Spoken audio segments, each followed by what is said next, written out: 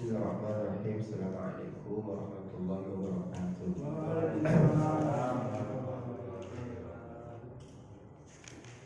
Innal hamdalillah nahmaduhu wa nasta'inuhu wa nastaghfiruh wa na'udzu billahi min shururi anfusina wa min sayyiati a'malina. Man yahdihillahu fala mudilla lahu wa man yudlil fala hadiya lahu. Asyhadu an la ilaha illallah wahdahu la syarika lahu wa asyhadu anna Muhammadan abduhu wa rasuluhu alladzi la nabiyya ba'dahu. Bapak Ibu, saudara-saudariku, kaum muslimin, kaum muslimat yang dimuliakan oleh rahmat Allah Subhanahu wa taala. Alhamdulillah, Allah Subhanahu wa taala kembali izinkan kita bersua, berjumpa, berkumpul di malam hari yang berbahagia ini di salah satu rumah dari rumah-rumah Allah Subhanahu wa taala yang muka bumi ini, dalam keadaan sehat walafiat, dalam keadaan iman dan Islam masih tertancap di lubuk hati kita yang paling dalam keadaan Allah Subhanahu wa taala masih berikan kepada kita semuanya keinginan, kemauan untuk meluangkan waktu, meninggalkan kesibukan, berkumpul dengan keluarga untuk duduk-duduk sejenak, kumpul-kumpul sesaat untuk membahas, mengkaji tentang perjalanan dari sejarah sirah Nabi kita yang mulia Muhammad sallallahu alaihi wasallam. Mudah-mudahan dengan mengkaji, mempelajari dan mengetahui akan jejak perjalanan dari Nabi kita yang mulia Muhammad sallallahu alaihi wasallam dalam membawa risalah agama Islam ini, tumbuh subur kecintaan di hati kita terhadap beliau. Dan mudah-mudahan sebab dari kecintaan ini kita menjadi orang-orang yang beruntung di akhirat nanti, yaitu orang-orang yang akan mendapatkan syafaatul uzma dari Nabi kita yang mulia Muhammad sallallahu alaihi wasallam. Amin ya Allah, amin ya Rahman, amin ya Rabbal alamin. Kemarin pembahasan kita sudah sampai pertemuan Rasulullah SAW ketika waktu itu dibawa oleh pamannya Abu Thalib ya Pak ya, untuk berdagang ke Syam. Waktu itu Abu Thalib bertemu dengan seorang rahib, ya, seorang pendeta yang namanya Buhairah, pendeta Yahudi yang waktu itu memberitahu kepada Abu Thalib bahwasanya keponakannya ini akan menjadi seorang nabi dan akan menjadi penutur risalah kenabian. Oleh karena itulah dimintakan oleh sang pendeta ini agar Rasul itu dibawa atau dikembalikan ke Mekah, karena kalau sampai nanti ke Syam dan diketahui oleh orang-orang Yahudi, maka orang-orang Yahudi kemungkinan akan membunuh Rasulullah SAW. Nah, sekarang kita lanjutkan pembahasan kita yang berikutnya, yaitu di pembahasan Harbul Fijar, yaitu perperangan Fijar. Jadi perperangan yang pertama kali diikuti oleh Rasulullah SAW, itu perperangan Fijar.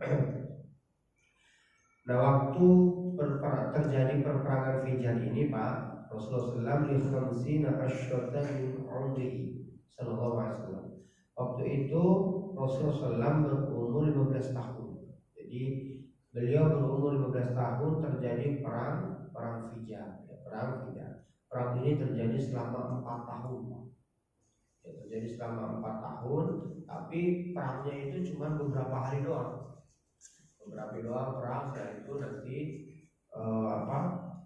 damai, ya, hidup normal, berdagang, berniaga, tapi nanti pas di bulan-bulan itu perang lagi, ini perang Fijar.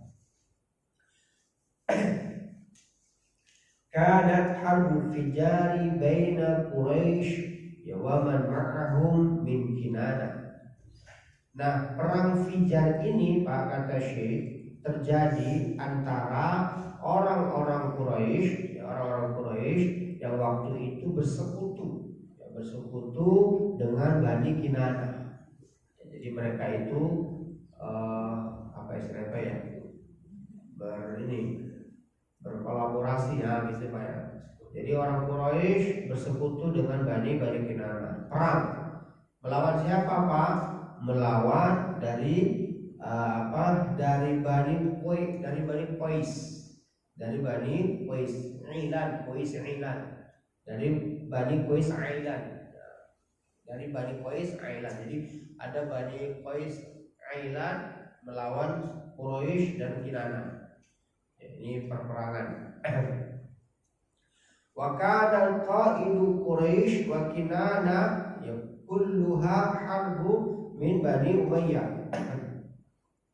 Adapun pemimpin panglima perang yang waktu itu memimpin dari orang-orang Quraisy dan dari Bani Kinanah ya, ini yang ditunjuk adalah Harb bin Umayyah, yaitu Harb bin Umayyah. Harb bin Umayyah ini yang ditunjuk sebagai panglimanya. Kenapa Harb bin Umayyah ini yang ditunjuk sebagai panglima perang Pak? Ya, lima kanatihi fihim sinna wa syarfan. Karena Harb bin Umayyah ini ya, dia itu dimuliakan Pak, dimuliakan di istilahnya di komunitas ya, di komunitas orang-orang Quraisy dan di komunitas Bani Kinanah. Kenapa Pak? Karena usianya yang sudah tua, dan kemuliaan yang dia miliki. Nah dulu Pak, orang-orang kafir Quraisy itu Pak, kalau mereka sudah tua maka mereka itu bijaksana. Pasti mereka bijaksana Pak. Kenapa mereka bijaksana? Mereka belajar dari pengalaman hidup. Baik pengalaman hidup apakah pengalaman hidup itu sesuatu yang mereka alami sendiri, atau pengalaman hidup dari pengalaman hidup orang lain yang mereka lihat dan mereka jadikan sebagai pelajaran itu. Nah, kita sekarang kan Pak, usia kita kadang-kadang sudah tua tapi bijaksana kita nggak ada. Ya Pak ya. Kita ini Pak kalau sudah umur 40 tahun, nah itu artinya sudah pandai-pandai mengatur emosi Pak. Tak mudah marah, tak mudah kita tersulut, tak mudah kita terpancing. Harusnya kan begitu. Ya, harusnya kan begitu. Tapi sekarang kita banyak kita lihat orang tua Pak yang kesenggol dikit marahnya nggak karu-karuan. Ya kan Pak? Iya. Bahkan di mobil itu bisa dia turunkan kacanya itu Pak hanya untuk memaki-maki orang. Itu. Ya. Nah, kita sekarang hanya tua dari segi umur saya, tapi tidak berbanding lurus dengan kebijaksanaan, tidak berbanding lurus dengan kesabaran, tidak berbanding lurus pula dengan kelapangan hati kita. Ini nasihat bagi kita semua ya Pak ya. Jadi kita betul-betul menyesuaikan antara usia kita dengan pengalaman hidup kita, atau cerita-cerita yang pernah kita dengar, atau orang lain yang mengalami yang kita saksikan. Nah, ini harus jadi pengalaman buat kita. Wa kana dharfu fi awalin nahari li Qais alaihi Kinanah. Nah, perperangan ini Pak terjadi antara orang Quraisy tadi dengan Kinanah ya, bersama Kinanah, dan dengan Qais Ailan tadi ya, sebabnya perperangan ini Pak, sebab perperangan ini adalah karena waktu itu orang-orang Bani Kinanah melanggar batas-batas kesucian dari Mekah. Jadi bulan-bulan suci gitu Pak. Mereka melanggar bulan-bulan suci, sehingga terjadilah waktu itu kemarahan. Jadi di bulan-bulan Hijriah itu Pak ada bulan-bulan suci. Yang di bulan suci itu nggak boleh kita itu bersengketa, nggak boleh kita itu berperang, nggak boleh kita itu juga berselisih lah. Pokoknya berselisih yang menyulut sebuah persengketaan yang ujungnya pasti berperang itu nggak boleh Pak. Ada 4 bulan, bulan apa aja Pak? Ada 3 bulan yang berturut-turut itu. Bulan apa Pak? Bulan Dzulqa'dah, Dzulhijjah, dan Muharram. Nah ini bulan-bulan haram ini Pak. Ini bulan-bulan haram. Satu lagi bulan apa Pak? Rajab. bulan Rajab. Ini bulan haram Pak, ini nggak boleh perang. Di 4 bulan, di bulan Rajab, bulan Dzulqa'dah, Dzulhijjah sama Muharram ini nggak boleh perang, nggak boleh bersengketa, berselisih atau ya sesuatu yang bisa menjadikan sebab terjadinya perperangan, nggak boleh. Nah itu dari dulu sampai sekarang berlaku itu Pak. Dari zaman jahiliyah dulu, orang Arab jahiliyah dulu sampai zaman Rasulullah SAW, sampai sekarang ini masih berlaku itu nggak boleh mengangkatkan senjata, berperang atau menyerang, nggak boleh. Kecuali kalau misalkan diserang posisinya bahwa bertahan. Kalau diserang posisi bertahan itu boleh. Tapi selain itu nggak boleh. Nah, jadi dulu ada dari Bani Kinanah Pak, yang Bani Kinanah ini melanggar. Mereka melanggar batas-batas dari bulan haram tadi, sehingga terjadilah perperangan waktu itu. Nah, Rasulullah SAW itu berkata Pak, wa kana yabilu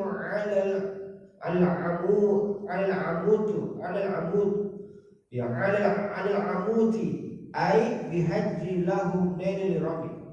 Kata Rasulullah Pak, aku waktu itu menjadi pengumpul gitu ya, pengumpul anak-anak panah yang ditembakkan oleh ini Pak ya, ini beda, ditembakkan oleh Qais tadi, yang dari Bani Qais tadi, Ailan tadi ditembakkan. Itu anak panahnya kalau nggak kena sasaran kan terjatuh Pak, berantakan, berserakan Pak ya. Itu diambil, dikumpulin sama Rasulullah, dikumpulin lalu dikasihkan ke pamannya untuk dipanahkan lagi, Nah itu kalau panah kan masih bisa dipakai Pak ya. Kalau peluru bisa nggak Pak? Peluru Pak nggak bisa ya Pak ya, nggak bisa kan misiu dia Pak ya. Jadi tinggal selongsongnya doang, itu nggak bisa. Kalau dikumpulkan Rasulullah, dikumpulkan, diserahkan kepada pamannya untuk dipanahkan lagi. Ini waktu itu beliau masih berusia 5 tahun, Masya Allah. 15 tahun, Masya Allah Pak ya. Jadi sudah ngikutin perang seperti itu. Wa'ala athari hadhil harb waqa'a halfal fudul. Nah,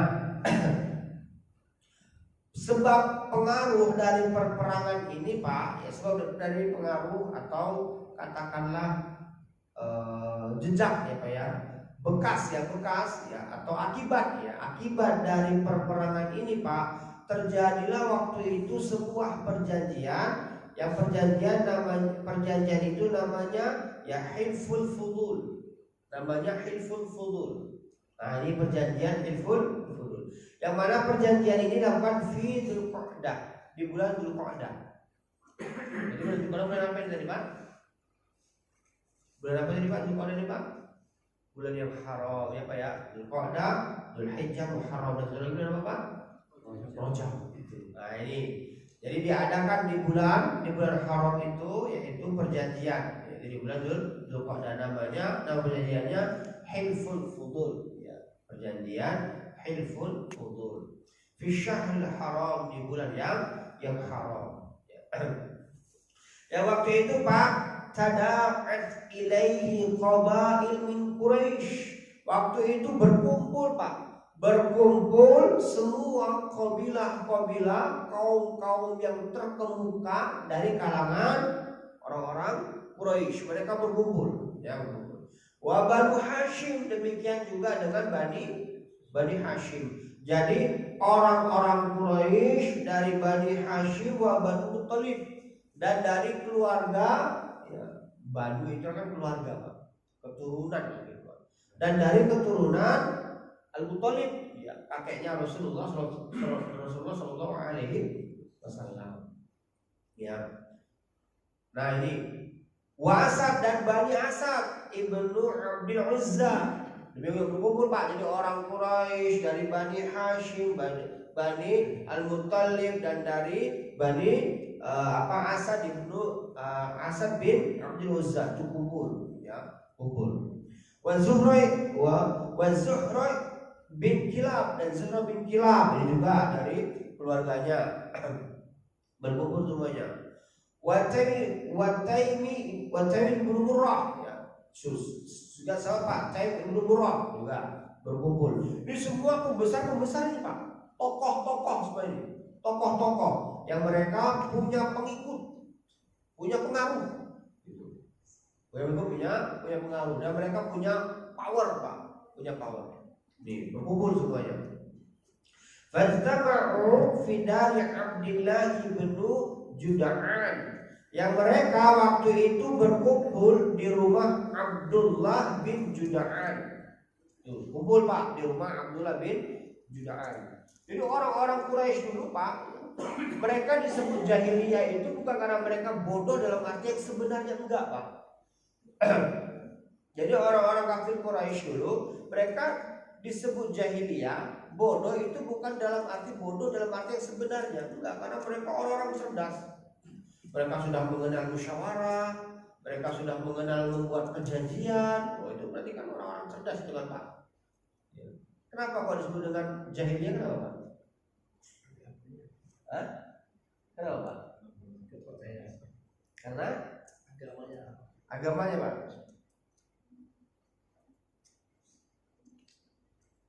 Iya Pak. Karena kesalahan mereka dalam beribadah. Mereka kalau dalam keadaan susah Pak, mereka yang mereka panggil, yang mereka seru itu Allah. Kalau dalam keadaan kepepet, kalau dalam keadaan susah, mereka panggil Allah. Tapi kalau dalam keadaan tenang, dalam keadaan semuanya normal, nah itu malah mereka menyebutkan Allah. Tapi kalau ditanya sama mereka, ya, man razaqahum, siapa yang memberikan rezeki kepada kalian? Sayaquluna Allah, maka mereka akan berkata Allah. Jadi ini rezeki yang kalian dapat dari mana? Mereka mengaku dari Allah Pak. Nah, tapi ternyata beribadahnya tidak kepada Allah. Jadi ada sebuah ini Pak, anomali ya gitu lah Pak. Ada sebuah keanehan, anomali. Ya.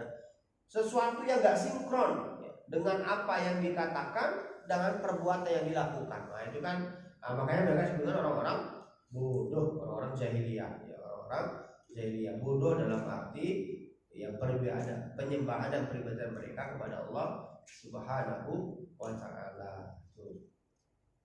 Nah, jadi berkumpullah mereka Pak di rumah Abdullah ibnu Juda'an, ya, At-Taimi, ya. At-Taimi mereka berkumpul, ya. Sama juga Pak. Mereka kenapa berkumpul di rumah Abdullah ibnu Juda'an At-Taimi ini? Kenapa Pak? Sama lisinnihi wa syarfihi. Karena usianya yang sudah tua dan kedudukan yang dia miliki. Jadi karena sudah sepuh. Jadi karena sudah sepuh dia dianggap orang yang bijaksana. Ya, orang yang kalau mengambil keputusan itu tidak berdasarkan emosi, enggak, tapi berdasarkan akal sehat, berdasarkan analisa, berdasarkan pencernaan. Jadi dianalisa, diobservasi, baru nanti diputuskan. Jadi masya Allah ya.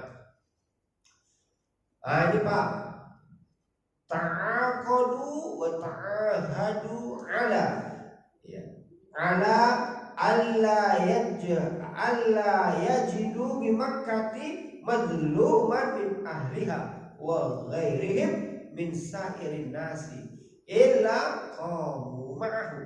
Nah ini Pak, kata Syekh Pak, ya, tadi mereka berkumpul di rumah Abdullah ibnu Juda'an At-Taimi ini Pak. Mereka itu ta'ahadu, mereka itu saling bersepakat Pak, saling berkomitmen Pak, saling mengikat perjanjian. Atas apa Pak? Ya, Allah yajidu bi Makkah mazluman, agar tidak ada satupun orang yang di Mekah ini mengalami kezaliman. Masya Allah Pak, luar biasa Pak. Jadi kita orang Mekah, tidak ada orang Mekah yang boleh terzalimi. Itu perjanjian mereka ini Pak, kesepakatan mereka Pak, komitmen bersama. Ya, kalau kita sekarang apa namanya Pak? MOU, ya Pak ya? Iya, MOU, kesepakatan bersama ini Pak. Gak boleh. Ya wa ghairihim min sa'irin nasi, ya. Atau orang yang dia bukan orang Mekah tapi dia bukan penduduk asli orang Mekah tapi dia tinggal di Mekah, nggak boleh juga dizalimi, nggak boleh dizalimi. Siapa yang melakukan kezaliman qamu ma'ahu, maka semuanya tadi Pak, dari orang Quraisy, dari Bani Hashim, dari Bani Abu Thalib, dari Bani Asad ibnu Abdullah ibnu Uzza, dari Zubair ibnu Kilab, ya, ini semuanya mereka bersepakat. Kalau ada satu yang terzolimi, entah itu dari sukumu, maka kita semuanya akan melawan yang menzolimi tadi. Masya Allah. Ya, ini perjanjian yang luar biasa Pak. Wa kanu ala man zalamahu hatta tarudda alaihi madhmatahu. Kalau ada nanti dari orang Quraisy yang menzolimi Bani Hashim, atau ada orang Bani Hashim yang menzolimi ya keturunannya Al-Muttalib, atau ada juga nanti dari Bani Asad yang menzolimi Muttalib, itu serang bareng-bareng. Gitu Pak. Serang bareng-bareng. Jadi nggak boleh. Ya. Jangan karena dia dari Bani Hashim, ya lalu nanti orang Quraisy nggak mau, janganlah dia dari Bani Hashim, aku nggak mau lah. Nggak, harus kita serang bareng-bareng. Wah, itu perjanjiannya Pak. Ya, ini perjanjian yang sangat luar biasa ini. Syahidah hadzal halfu Rasulullah sallallahu alaihi wasallam. Waktu perjanjian ini, kesepakatan ini ya dibicarakan, didiskusikan, lalu ditandatangani Pak, itu dihadiri oleh Rasulullah sallallahu alaihi wasallam. Padahal waktu itu umur beliau berapa Pak? 15. Berapa? 15 tahun. Masya Allah. Jadi umur beliau baru 15 tahun, tapi sudah disertakan untuk berkumpul dengan para tokoh-tokoh, orang-orang tua untuk membicarakan hal yang sangat penting. Tentang apa? Tentang kebersamaan, tentang kesolidan, kekompakan. Masya Allah, beliau sudah ikut menghadiri. Berarti memang Rasulullah dari muda sudah kelihatan Pak. Sudah kelihatan kedewasaan dalam berpikir, ya sudah kelihatan pula kebijakan dalam mengambil keputusan, sudah kelihatan, ya sudah tampak. Anak-anak kita sekarang Pak umur 12 tahun masih di mana dia ini Pak? Di mana anak kita ini Pak? Oh, masih dengan HP-nya Pak ya. 15 tahun berarti kelas 3 SMP ya Pak ya. Kelas 3 SMP anak-anak kita itu Pak. Berarti zaman sekarang ini lama buat anak-anak matang ya Pak. Secara akal lama mereka matangnya Pak. Tapi secara libido cepat matangnya Pak. Ya anak sekarang begitu. Secara libido mereka cepat matangnya, tapi secara akal lama mereka matangnya. Anak sekarang anak perempuan itu Pak, kelas 4, kelas ini sudah haid kan Pak. Ya, padahal dulu zaman saya itu paling haid itu kelas 1 SMP atau kelas 2 SMP. Nah, zaman sekarang kelas 3 SMP, kelas 3 SD anak itu sudah haid. Ya. Itu kenapa kayak gitu Pak? Kenapa Pak? Makanan, iya Pak. Makanan Pak ya. Makanya ada instan semuanya Pak. Jadi menjadikan metabolisme tubuh itu jadi ini. Ya, instan juga jadi ya Pak ya. Instan juga tuh, insyaallah. Jadi makanan gitu ya. Ini Pak. Ya. Wa qala ba'da an akramahu ta'ala bi risalati. Rasulullah SAW pernah bersabda Pak, setelah beliau diangkat ya, menjadi seorang Rasul, beliau pernah bersabda Pak, kata beliau, laqad syahidtu fi dari Abdillah ibni Juda'an halfan ma ahabba ilayya bihi ya humrun na'am walau ad'a bihi fil islami la ajabtu. Kata beliau Pak, laqad syahidtu, sungguh aku pernah menyaksikan fidari Abdillah bin Juda'an, di sebuah rumah, yaitu rumahnya Abdullah bin Juda'an, halfan, sebuah perjanjian, sebuah kesepakatan, ma'ahabba ilayya, yang sangat aku suka, yang sangat aku senangi ya. Kenapa Pak? Ya, karena perjanjian ini menunjukkan akan kesolidaritasan, kesetiakawanan, kebersamaan, susah senang ya ditanggung bersama gitu Pak. Yang mana ini lebih aku senangin ya min humrin na'am, daripada unta merah. Unta merah itu Pak dulu kendaraan yang paling mewah zaman dulu Pak. Kalau zaman sekarang apa yang ada Pak? Mobil yang paling mewah lah Pak. Entah kayak Ferrari, entah apa, pokoknya mobil yang paling mahal Pak. Jadi Humrun Na'am itu Pak kendaraan yang paling mewah. Kenapa? Unta merah itu Pak, yang pertama keistimewaannya Pak, yang pertama ini Pak, dia itu tenaganya kuat. Ya mungkin kalau dulu mungkin ada penutupnya, jadi orang yang di dalam itu nggak kena hujan, nggak kena panas. Masya Allah ya. Nah, itu namanya Humrun Na'am, unta merah. Jadi itu kendaraan yang paling mewah, yang paling mahal waktu itu. Walau ada bihi, kalau seandainya hari ini kata Rasulullah ada lagi perjanjian itu fil Islam, ketika aku sudah Islam, la ajabtu, maka sungguh aku akan memenuhinya. Jadi kalau ada lagi perjanjian yang sama, ya, itu akan dipenuhi oleh Rasulullah Sallallahu Alaihi Wasallam. Ini masya Allah ya, ini menunjukkan betapa luar biasa perjanjian ini. Kenapa Pak? Ya kata Syekh, hadal halfu, kesepakatan perjanjian ini Pak, ini adalah rauhu yunafi alhamiyatul jahiliyah. Ya. Ruh dari perjanjian ini Pak adalah yaitu menghilangkan Pak, menghilangkan ya keberanian jahiliyah. Apa ini Pak perjanjian ini Pak? Dulu Pak, kalau misalkan ada orang kafir Quraisy, ada orang ini Pak, ada orang dari Bani Hashim misalkan Pak, dia kesenggol di pasar gitu Pak, kesenggol di pasar, dia nggak terima, dia ngadu sama kaumnya, wahai kaumku, aku tadi disenggol sama orang itu, diinjak kakiku, terjatuh aku, sakitlah. Oh ini semua kaumnya bangkit Pak, kaumnya semuanya bangkit. Kaumnya semuanya menyerang tanpa tabayun. Apa itu Pak? Tanpa melakukan klarifikasi. Pokoknya dibela membabi buta gitu Pak. Ini namanya alhamiyatul jahiliyah. Jadi ta'assub yang gak karu-karuan. Jadi ada orang misalkan Pak ya, ada orang Jawa berselisih sama orang Ambon. Nah, orang Ambon ini gak peduli Pak. Ya, apakah orang Jawa atau orang Ambon yang sama, pokoknya nggak peduli. Pokoknya karena ini orang Ambon, kita gaskan. Nah, gitu Pak.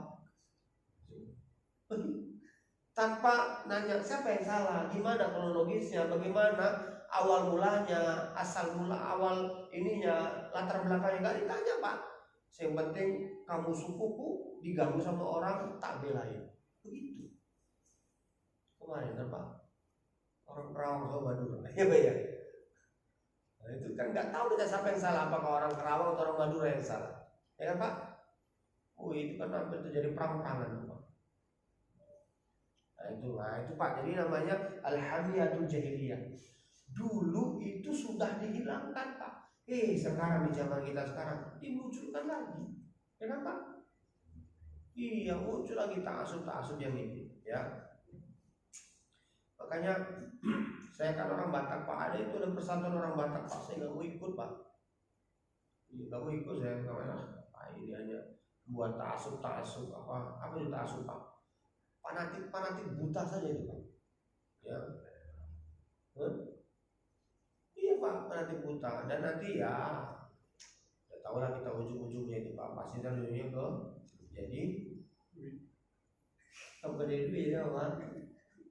Jadi sukses gitu Pak ya, di Persatuan Pemuda Batak jadi ketuanya gitu Pak ya.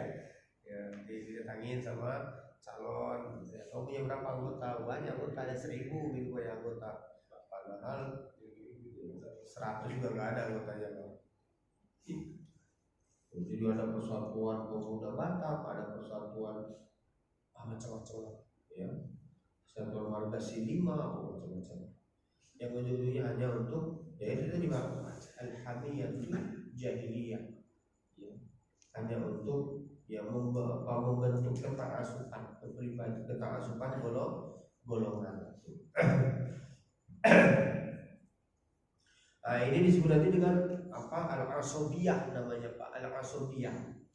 Ya, al-asabiyah itu yaitu fanatik buta, fanatik buta. Ya. Yuqalu fi sababil hadzal half. Dikatakan sebab dari perjanjian ini Pak, gara-gara apa Pak? Anna rajulan, ada seorang laki-laki, ya, ada seorang laki-laki min zabibi qudimal Makkah.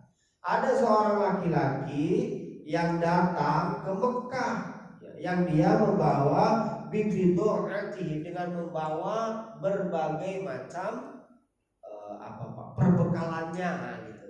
Dia datang ke Mekah dengan membawa berbagai macam apa itu dagangannya lah gitu Pak. Ya, dia bawa berbagai macam dagangannya. Ya. Ishtiraha minhu al-As ibnu Wa'il. Nah, barang dagangan tadi Pak dari Zubair tadi, barang dagangan dia itu dibeli Pak, ditawar lalu dibeli oleh Al-As ibnu Wa'il. Ini Al-As ibnu Wa'il ini memang jadi Pak pembesar dari orang Quraisy. Ya, As bin Wa'il ini Pak, dia menawar dagangan dari Zubair tadi, dia tawar dagangannya, tapi wahabasa anhu haqqahu, tapi nggak dibayar Pak. Bentang-bentang apa? Bentang-bentang dia tokoh, penguasa gitu Pak. Ya, bentang-bentang dia premannya gitu ya. Iya, jagoannya gitu ya. Ditawarin berapa barang kamu? Ditawarin, lalu diambil tapi nggak dibayar, gitu Pak. Nggak dibayar. Tuh. Ya. Fasta'adda alaihi ahnafu Abdul Dar.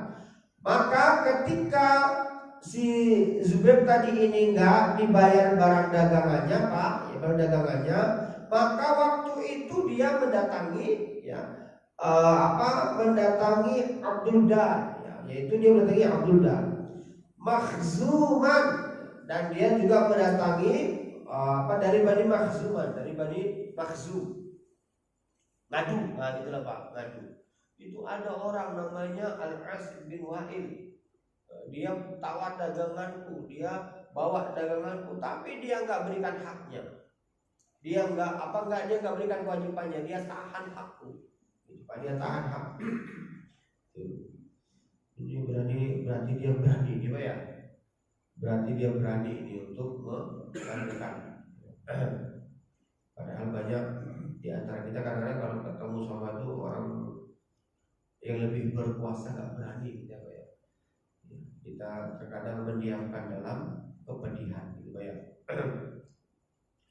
Apalagi dia punya kuasa. Nah, waktu itu Pak, dia bersedih, dia mengadu, dan ternyata aduannya tidak ditanggapi oleh suku dari Makhzum ini Pak.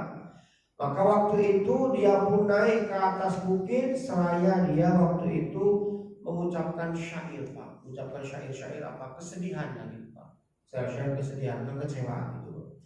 Famasya fi dzalika Az-Zubair ibnu Abdul Muthalib. Lalu ada Pak Az-Zubair ibnu Abdul Muthalib. Nah, itu Zubair ibnu Muthalib lewat Pak. Dia lewat, dia dengar keluhan orang ini. Kasihan dia Pak. Lalu dia datang. Mali hada matruk. Ya. Kenapa orang ini ditinggalkan? Nah, maksudnya apa masalah orang ini? Kenapa dia sampai mengadu, bersyair, dan apa istilahnya Pak? Meratap gitu lah Pak. Demo. Bukan demo, kayak dia apa istilahnya itu ya? Ya pokoknya itulah ini Pak, istilahnya ya meratap lah dia Pak. Ya kalau kita sekarang demo lah, sekarang ya. Ya itu demo. Apa ini sebabnya ini gitu Pak? Ya, kenapa kok seperti ini? Hatta izdama alladzina madha zakrahum fi halfil fi hilfil fudul, Sampai akhirnya dipanggil semua tokoh-tokoh tadi Pak, lalu berkumpul di rumah yang berkumpul di rumah Abdullah ibnu Jud'an tadi, sampai akhirnya dirundingkan ada apa ini. Sampai akhirnya tersepakatilah perjanjian apa? Hilful Fudul tadi. Itu Masya Allah itu Pak. Ternyata itu sebabnya Pak. Ya, itu sebabnya. Waqamu ilal As ibnu Wa'il. Akhirnya mereka pun mendatangi Pak. Didatangin, dicari Al-As ibnu Wa'il, dicari Pak. Dicari. Setelah dicari, fantaza'u minhu haqqa al-Zubair ba'dama ya abramul half. Setelah disepakati perjanjian tadi, cari As bin Wa'il. Cari Pak. Dicari, didatangin. Waktu itu As bin Wa'il Pak, ya di sirah waktu diceritakan, As bin Wa'il pun Pak ini udah nyiapkan pendukungnya nih Pak. Udah nyiapkan pendukungnya. Artinya dia tahu wah ini mau di ini nih, mau di apa? Mau di apa ini maksudnya? Mau di demo lah gitu Pak. Dia udah siapkan pendukungnya Pak. Siapa pendukungnya? Tapi ternyata ketika yang datang banyak Pak, Quraisy, ya Bani Hashim, Bani Abdul Muthalib, ya Bani Abdul Muthalib, Bani apalagi tadi itu Pak, Bani Asad, ya. Datang banyak semuanya. Ngomong, siapa di antara kalian yang belain As bin Wa'il berhadapan dengan kami? Paling berarti Pak, itu urusan lagi, itu urusan.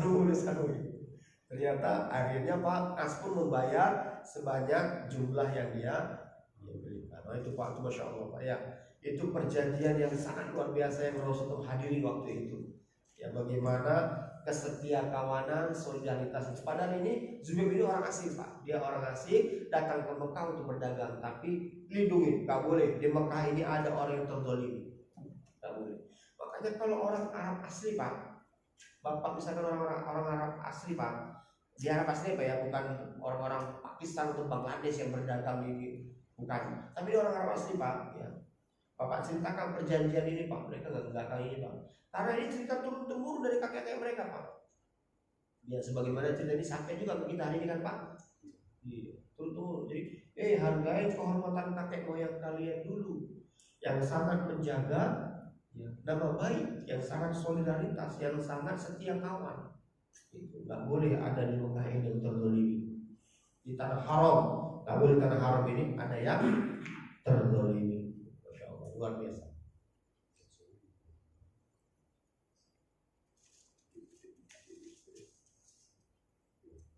Yang berikutnya Pak, hayatul kadhi. Yang berikutnya Rasulullah itu mengembala hewan ternak miliknya orang-orang Quraisy. Walam yakun lahu sallallahu alaihi wasallam amalun muayyanun fi awali syababi. Di sebuah riwayat Pak diceritakan bahwasanya Rasulullah SAW itu Pak di masa awal-awal mudanya gitu Pak, berarti umur 15 tahun lah gitu Pak ya. Beliau itu tidak punya pekerjaan yang tetap. Tidak punya pekerjaan yang tetap. Ya. Ini sebagai riwayat. Tapi ada juga riwayat menceritakan, ada riwayat yang lain menceritakan bahwasanya Rasulullah itu annahu kana yar'a ghanaman ra'aha fi bani Sa'd. Ada yang menceritakan bahwasanya Rasulullah itu Pak mengembalakan domba-domba dari Bani Sa'ad. Jadi beliau bekerja. Ya, bekerjanya apa Pak? Mengembalakan domba. Fi Makkati li ahliha ala qirarin. Dan beliau mengembalakan domba-domba ini ya dengan bayaran beberapa mata uang waktu itulah gitu Pak. Ya, beliau dibayar.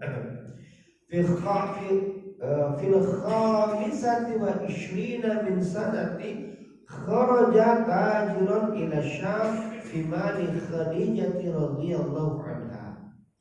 Dan pada umur 25 tahun dari usia beliau waktu itu keluar ke Syam sebagai pedagang membawakan dagangan dari Khadijah radhiyallahu anha. Jadi beliau dari umur 15 tahun sampai umur 25 itu Pak, beliau menggembala domba. Dan dulu nabi-nabi dulu Pak, semua mereka pekerjaannya menggembala domba. Ada sebuah hadis Pak yang ceritakan kenapa nabi-nabi dulu mereka selalu menggembalakan domba. Kenapa Pak? Kenapa? Saya dulu kecil pernah Pak ngangon kambing Pak. Ngangon kambing itu susah Pak. Susahan ngangon kambing ketimbang ngangon sapi. Apalagi ngangon bebek. Ngangon bebek enak banget kan Pak? Iya, ngangon bebek itu enak banget. Ngangon sapi itu, ngangon kambing itu susah Pak. Kambing itu Pak susah ditebak. Ya. Ditarik dia mengkengkeng apa itu mengkengkeng itu Pak? Nahan gitu Pak, dia ditarik, nahan gitu. Dilepaskan dia lari entah kemana-mana. Itu kambing susah itu Pak. Dijaga di sini lari dia ke sana jauh, susah paling susah Pak. Ya. Makanya dulu kenapa para nabi semuanya mereka menjadi penggembala. Nabi Musa juga sama Pak. Nabi Musa juga itu gembala Pak. Gembala apa? Ngangon juga deh Pak, ngangon domba. Nabi Isa pun ngangon domba. Nabi Ibrahim ngangon domba. Semua ngangon domba semuanya Pak. Kenapa Pak? Nah, itu ternyata latihan Pak. Sebelum memimpin yang sebenarnya manusia. Ya. Jadi ternyata ya, dan saya rasakan itu Pak. Saya rasakan itu. Jadi mungkin pengalaman dari dulu kecil ngangon kambing, ngangon domba Pak, ngangon domba itu ternyata sangat Pak, sangat berefek dalam kehidupan sehari-hari. Saya lihat ini Pak, di Cina Pak. Cina dulu Pak, 10 tahun yang lalu Pak, itu kan anak mereka itu begitu dimanjakan, ya, begitu dilayani. Jadi anak-anak mereka ini cuma difokuskan suruh belajar saja Pak. Suruh belajar, suruh ini itu dulu Cina. Tapi ternyata sekarang berubah Pak. Berubah. Orientasi pendidikan Cina sekarang udah berubah Pak. Dulu anak-anak cuma disuruh belajar, menghafal dan semuanya. Dan mereka sangat dilayani, pokoknya sangat dilayani. Tapi ternyata Pak, efeknya apa Pak? Anak-anak yang seperti itu menjadi anak-anak yang egois. Dan anak-anak yang ini Pak, anak-anak yang rapuh. Iya, anak yang rapuh, anak-anak yang gampang stres. Ya. Dan sekarang Cina berubah Pak, orientasi pendidikannya Pak. Sekarang di Cina itu Pak, anak-anak TK itu Pak udah diajarin masak, udah diajarin jualan, udah diajarin apa Pak. Jadi diajarin mereka hidup, arti hidup yang sebenarnya. Mereka tuh siap fight gitu Pak, siap bertarung. Dan itu terbukti Pak. 10 tahun diterapkan itu sekarang anak-anak orang Cina itu luar biasa mereka. Ya, dari daya juangnya nggak gampang cengeng. Jadi mereka sekarang disuruh nyuci baju, disuruh gosok, disuruh apa. Gitu. Dan itu terbukti Pak, 10 tahun sudah terbukti perubahannya. Kita sekarang anak-anak kita kan serba kita jaga, serba kita layani, jatuh dia takut sekali kita. Padahal biarkan dia jatuh, biarkan dia lecet ya. Suruh nyuci dia Pak, suruh nyuci, suruh ini. Iya, itu saya kemarin baca jurnalnya itu Pak. Bagaimana sudah berubahnya orientasi pendidikan di Cina. Dan itu berdasarkan penelitian yang memang sudah dilakukan oleh ahli-ahli pendidikan di Cina. Nah, pada umur 25 tahun Pak Rasulullah itu sudah menjadi pedagang, membawa dagangan dari Ibu Khadijah waktu itu Pak, yang kelak akan menjadi istri-istri beliau. Kemana? Ke Syam Pak, ke Syam. Waqala Ibnu Ishaq itu berkata Pak, kanat Khadijah bintu Khuwailid imra'atan tajiratan. Adalah Khadijah itu Pak seorang wanita yang kaya raya. Beliau pedagang. Kalau kita kan laki-laki namanya apa Pak? Businessman gitu Pak ya. Kalau perempuan apa Pak? Businesswoman. Jadi perempuan yang berbisnis gitu Pak ya. Ibu Khadijah itu begitu Pak. Beliau itu tajiratan, ya, seorang pedagang yang sangat kaya, yang sangat kaya. Zata syarfin wa malik. Dan Ibu Khadijah itu Pak bukan hanya seorang saudagar, kalau laki-laki, kalau perempuan apa Pak? Saudari. Kalau ini kan saudagar gitu kalau laki-laki Pak. Kalau perempuannya apa Pak? Ya, ini Pak. nggak ada ini ya. Ya pokoknya gitu, dia saudagar kaya raya Pak.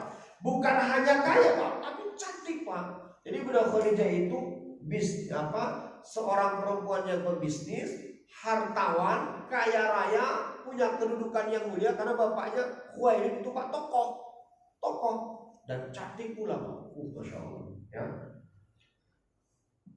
Yastajara rijalu fi malihi. Dan Ibunda Khadijah itu Pak banyak mempekerjakan laki-laki untuk ngurusin dagangannya itu Pak. Jadi banyak, dia punya banyak kalau sekarang namanya pegawai lah gitu Pak. Beliau punya banyak pegawai yang disuruh ngurusin dagangannya gitu.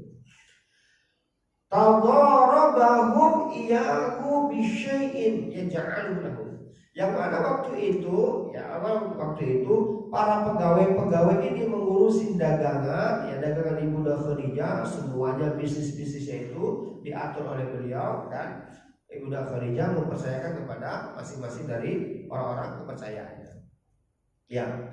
Wa kanat Quraisyan qauman tujaron falamma balagha an Rasulillah sallallahu alaihi wasallam. Dan waktu itu Ibunda Khadijah mau mengirimkan dagangannya juga ke Syam. Tapi dia sudah dengar berita ada seorang anak muda Muhammad namanya yang dia sangat terkenal akan kejujurannya. Yang dia sangat terkenal akan kerja kerasnya gitu Pak. Udah ulet, jujur, kerja keras gitu, terkenal Pak. Ya. Falamma balagha Rasulullah sallallahu alaihi wasallam, ya. Makanya tak kalah sampai berita kabar tentang Rasulullah SAW ini kepada Ibunda Khadijah, sampai tentang kejujurannya, tentang akhlaknya dan lain sebagainya. Akhirnya Ibunda Khadijah mempekerjakan dia. Ibunda Khadijah minta, wahai Muhammad, kau bawa dagangan ini. Dan waktu itu Ibunda Khadijah Pak mengutus seorang utusan untuk mata-matai. Siapa namanya Pak? Maisarah, ya. Laha yuqalu lahu Maisarah. Ya namanya Maisarah. Maisarah itu nama seorang laki-laki Pak. Laki-laki Pak. Maisarah itu laki-laki. Kalau dimintakan apa? Mbak Maisarah gitu ya. Atau Nyai Maisarah gitu ya. Jadi Pak, jadi Maisarah itu laki-laki Pak. Kalau Maisarah itu nanti kita artikan perempuan, ini berarti tuduhan keji Pak. Tuduhan keji kepada Rasulullah SAW. Kenapa? Kalau Maisarah ini perempuan Pak, kata ulama kita, berarti selama 2 bulan Rasulullah SAW itu berdua-duaan dengan perempuan. Karena sebulan ke Syam kan Pak? Kan sebulan ke Syam. Di sana berjualan, tak mungkin sampai sana sebulan kan Pak? Ya paling sebulan juga sudah jualan. Baru pulang lagi Pak. Pulang lagi. Sebulan lagi pulang. Berarti bulan 3 bulan. 3 bulan berdua-duaan seorang laki-laki yang sudah dewasa dengan perempuan yang sudah dewasa.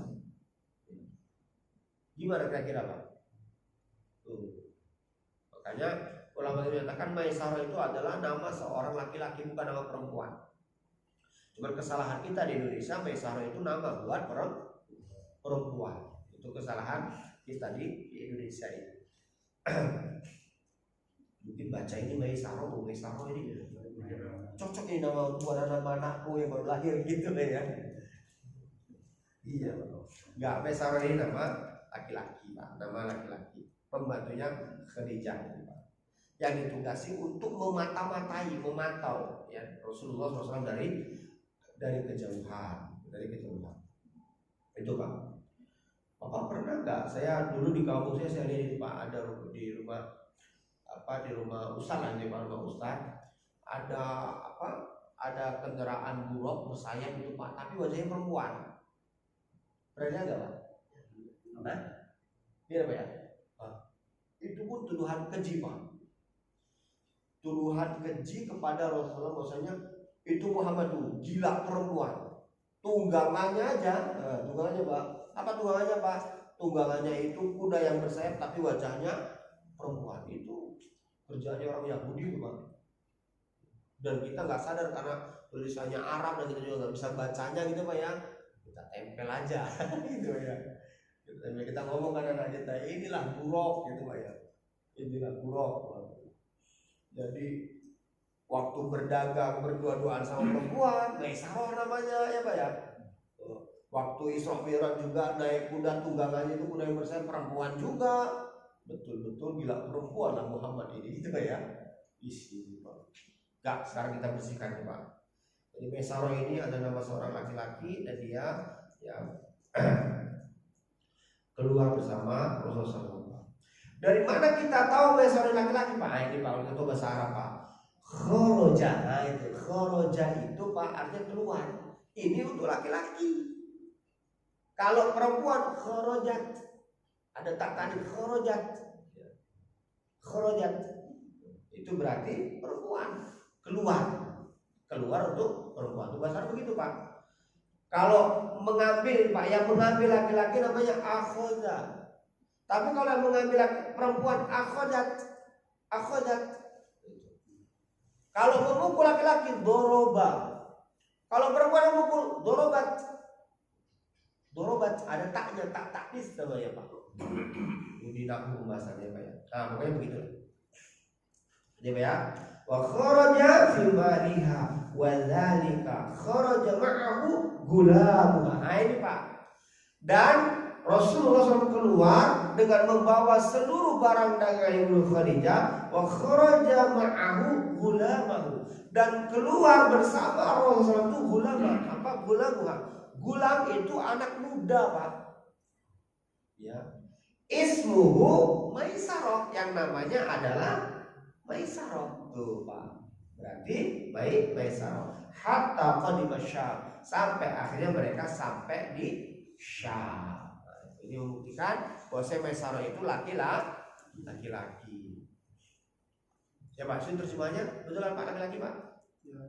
Ya. Laki-laki kan terjemahnya Pak? Iya, laki-laki Pak. Jadi sekarang nama anak kita yang Maisarah ganti.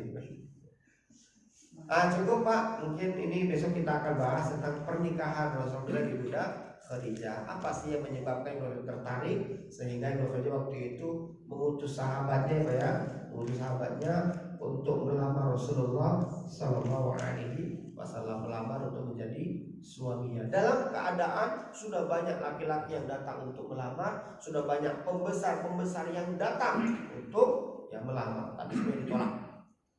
Bunda Khadijah gak ada yang mau. Tapi sama Rasulullah Pak, malah beliau yang nyuruh orang untuk ngelamari. Masya Allah. Kenapa Pak? Nanti kita akan bahas di kesempatan yang akan datang. Monggo Bapak,